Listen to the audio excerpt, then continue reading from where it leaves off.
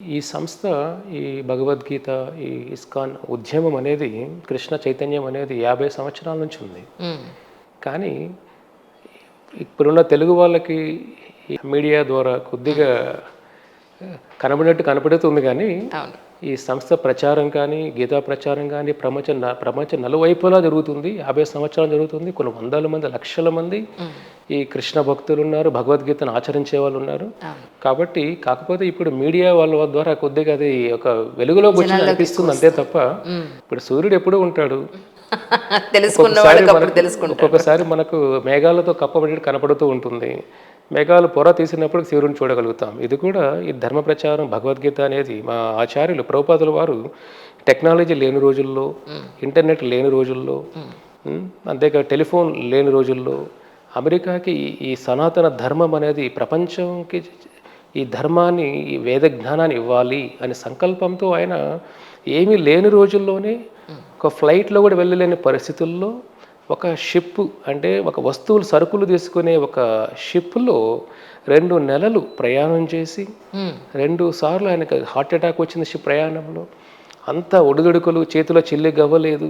భగవద్గీత, భాగవతం ఆయన అది ఇంగ్లీష్లో ప్రచారం చేయాలి. ఎందుకంటే మన దేశంలో పుట్టిన వాళ్ళకి పాశ్చాత్య దేశంలో ఎలాగైతే ఆచరణలో ఉంటుందో అటువంటి జీవితాన్ని మనం గడపాలి అన్న దాని వెనకాల అన్వేషిస్తున్నారా మనం. కాబట్టి ఆయన ఈ కృష్ణ చైతన్య భగవద్గీతని అమెరికాలో మొదలు పెడితే అప్పుడైనా ఇండియాలో ఉన్న వాళ్ళు, అరే ఇది మనదే కదా, ఇది మనం కూడా ఏదైనా ఆచరించి మన జ్ఞానమే వాళ్ళందరూ ఫాలో చేస్తున్నారే, అమెరికా వాళ్ళు, యూరోప్, రష్యన్ వాళ్ళు. ఆ ఉద్దేశంతో ఆయన 50 సంవత్సరాల ముందు ఏమి చేతిలో ఏమీ లేకపోయినా ఒక హృదయమంతా భక్తి భావంతో, భగవంతుడి మీద యొక్క నమ్మకంతో ఆ భగవద్గీతని ప్రపంచానికి పరిచయం సంకల్ప బలంతో, వాళ్ళ గురువు గారి యొక్క అనుగ్రహణతో అమెరికా 2 నెలలు ప్రయాణం చేసి, అది 70 సంవత్సరాల వయసులో, 70 సంవత్సరాలు రిటైర్ అయిపోతూ ఉంటాం మనం. ఆ వయసులో ప్రపంచానికి భక్తిని పరిచయం చేయాలి, ఇది జ్ఞానం ఇవ్వాలి అనే సంకల్పం చాలా అరుదుగా మనం వింటుంటాం, అరుదుగా చూస్తుంటాం. చాలామంది 40-50 సంవత్సరాలు రిటైర్ అయిపోయి ఉంటారు. 70 సంవత్సరాల వయసులో శరీరమే భారం అయిపోతుంది. అలాంటిది ప్రపంచానికి మార్పుని తీసుకురావాల్సిన సంకల్పం అనేది మనం ఎప్పుడు వినని సంకల్పం ఇది. చాలామంది కృంగిపోతూ ఉంటాం మనం. ఆయన జీవితం తెలుసుకుంటే, జీవితం చూస్తేనే అది ప్రతి అడుగులో కూడా ఒక ఉత్తేజం, ఒక ధైర్యం, ఒక నమ్మకం, భగవంతుడు ఉన్నాడు. లేదంటే చిల్లి గవ్వ లేకుండా అమెరికాకి వెళ్ళి, న్యూయార్క్ సిటీకి వెళ్ళి ఒక చెట్ల కింద ప్రభుపాదుల వారు హరే కృష్ణ మంత్రం అలా చేస్తూ, అక్కడ ఉన్న తాగుబోతులు, డ్రగ్స్ తీసుకున్న వాళ్ళు, చిన్న చిన్న పిల్లలు, టీనేజ్ పిల్లలు, వాళ్ళు ఈ భక్తికి, ఓ ఏమిటిది హరే కృష్ణ మంత్రం ఏమిటి, కృష్ణుడు అంటే ఏమిటి, భగవద్గీత అంటే ఏమిటి, అసలు భక్తి అంటే ఏమిటి, మనం జీవితం అంటే తినడం, పడుకోవడం, సంపాదించడమే కదా, ఇదేమిటిది అని వంటి ఆలోచనలో ఉన్న వాళ్ళు ప్రభుపాదుల వారి యొక్క సాంగత్యం, భగవద్గీత సాంగత్యంతో కొన్ని నెలల్లోనే వాళ్ళ జీవితాలు మారిపోయి, వాళ్ళు ప్రభుపాదుల వారికి ఆయన 70 సంవత్సరాల వయసులో ఈ స్వామీజీకి మనం ఏదైనా సహాయం చేయాలి, మనం కూడా ఇది జీవితాన్ని నేర్పిస్తున్నారు కదా అని వాళ్ళ అలవాట్లు, కట్టుబట్టలు, ఎలా బట్టలు వేసుకోవాలి, ఎలా చీర కట్టుకోవాలి, స్త్రీలకైతే పురుషులకైతే ఏ విధంగా మనం ఏ విధంగా తినాలి అని చిన్న చిన్న పద్ధతుల నుంచి భగవంతుడి గురించి కూడా అన్నీ తెలుసుకొని వాళ్ళే ఈ మన సనాతన ధర్మాన్ని ప్రపంచం నలువైపులా వెళ్ళి ఆయన ఆజ్ఞ ద్వారా లండన్ అవ్వచ్చు, యూరోప్ కానీ ప్రతి దేశంలో వెళ్ళి వాళ్ళు ప్రచారం మొదలుపెట్టారు. కాబట్టి అటువంటి సనాతన ధర్మం ఇక్కడ పుట్టినా కానీ ఇవాళ ఇస్కాన్ భక్తులు కానీ, లేదా హరే కృష్ణ భక్తులు కానీ ప్రపంచం నలువైపులా ఉన్నారంటే అది ఆయన ఇచ్చిన జ్ఞానం వల్ల. కాబట్టి భగవద్గీత ఎలాగైతే మన స్కూల్కి వెళ్తే, కాలేజీలకు వెళ్తే మనం భగవంతుడు ఎవరు చెప్పేవాళ్ళు లేరు మనకు.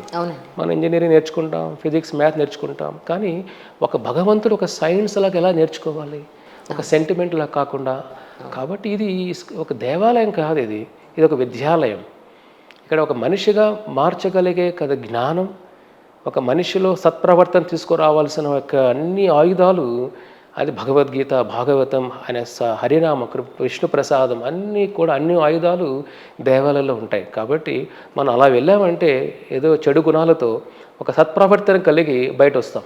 అవునండి.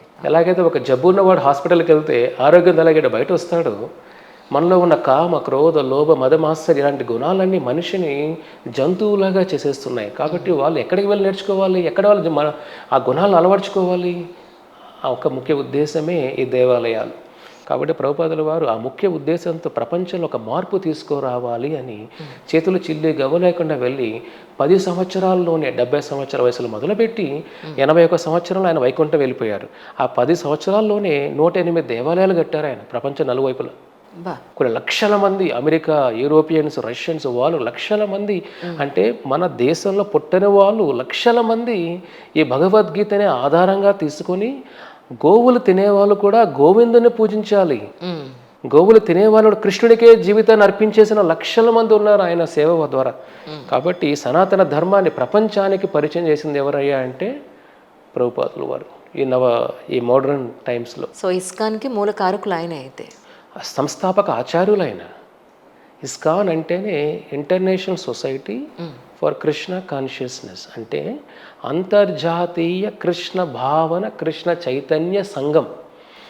సంఘం అంటే ఏదో మన బంధువుల సంఘం, కుల సంఘం, లేదంటే చిన్న పల్లెటూరులో ఉంటారు మా సంఘం ఇది, ఏదో పాల సంఘం, డైరీ సంఘాలని చూస్తుంటాం మనం.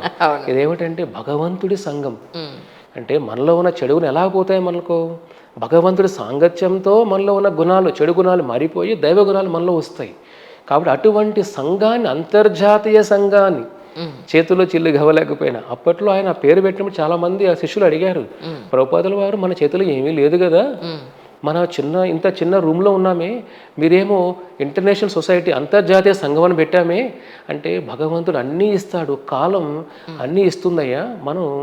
మనలో ఒక పరిశుద్ధగా ఆ భగవంతుడిని, ఆయన యొక్క నామాన్ని, ఆయన యొక్క చెప్పిన ఉపదేశాలు, భగవద్గీతని ప్రపంచానికి మనం ఆచరిస్తూ ప్రచారం చేయాలి.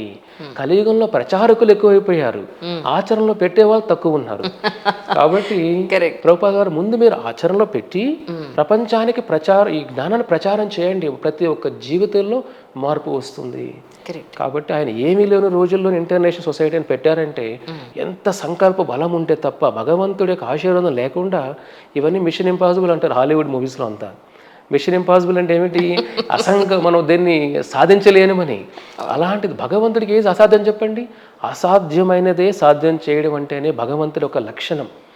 ఆయన చిటికెన వేలతో గోవర్ధన కొండ ఎత్తేసిన ఆయన కృష్ణుడు ఆ చిన్న వయసులోనే కొన్ని వందల రాక్షసులను చంపిన కృష్ణుడు, చిన్న వయసులోనే కురుక్షేత్ర సంగ్రామం నడిపించిన కృష్ణుడు, ఆయనకి ఏమిటి చెప్పండి? భగవంతుడికి ఏది అసాధ్యం చెప్పండి? ఆయన శ్వాసతోనే అనంత కోటి విశ్వాలు నడుస్తున్నాయే. భగవంతుడు ఎప్పుడూ ఉన్నాడు, అటువంటి భక్తులు లేరు. భక్తి ఎప్పుడూ ఉంది, అటువంటి ఆచరణలో పెట్టే భక్తులు లేరు. అది కలియుగంలో. కాబట్టి ఈ సంస్థ ఉద్దేశమే 10 మందిలో భక్తితో, జ్ఞానంతో కూడిన భక్తి రావాలి. వట్టి నమ్మకం ఉంటే సరిపోదు కదా. జ్ఞానం ఉన్నప్పుడే మనం ఎందుకు చేస్తున్నాం, మనం ఒక చీర కొనాలంటే నేను ఎంతో ఆలోచిస్తాను, 10 షాపులు తిరుగుతాం. ఒక నగ కొనాలంటేనే 10 షాపులు తిరిగి ఎంతో వాటితో నెగోషియేషన్ చేస్తాం, బార్గెయిన్ చేస్తాం. ఇలాంటిది భగవంతుడి గురించి తెలుసుకోవాలి. మళ్ళీ ఆ భావన రావాలి కదా. మనం దాన్ని జ్ఞానంగా చూడకుండా ఒక నమ్మకంతో మాత్రమే చూస్తున్నాం. కాబట్టి చాలామంది ఇప్పుడున్న జనరేషన్ యంగ్ పిల్లలు దాన్ని ఒక సెంటిమెంట్గా చూసి వదిలేస్తున్నారు. కాబట్టి దేవాలయం అంటేనే జ్ఞానం ఇవ్వడం, అర్చన ఆరాధన పూజలతో కాదు. దేవాలయం అంటేనే జ్ఞానం ఇవ్వాలి. ముందు యుగంలో అంతా కూడా రాజులంతా దేవాలయం ద్వారా ప్రజలకి జ్ఞానంతో పాటు వాళ్ళకి కళలకు నేర్పించేవాళ్ళు. అన్ని దేవాలయం అనేది అన్నిటికీ ఒక మూలం అయిండేది అప్పట్లో. అంటే దేవాలయం చుట్టూ చెరిగేది జీవితం అంతా కూడా. ఇప్పుడు అలా లేదు కదా. దేవాలయం అంటే ఏదో పూజ వ్రతాలు అయిపోతున్నాయి తప్ప జ్ఞానం రావట్లేదు ప్రజల్లోకి. అది దేవాలయం అంటే నాకు జ్ఞానం ఇచ్చినప్పుడే, ఆ జ్ఞానమే నిజమైన ఆయుధం.